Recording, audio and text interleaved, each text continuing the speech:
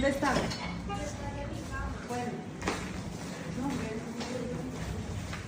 No, claro. No, mira las escaleras, marica. Estaba pensando aquí. Berta.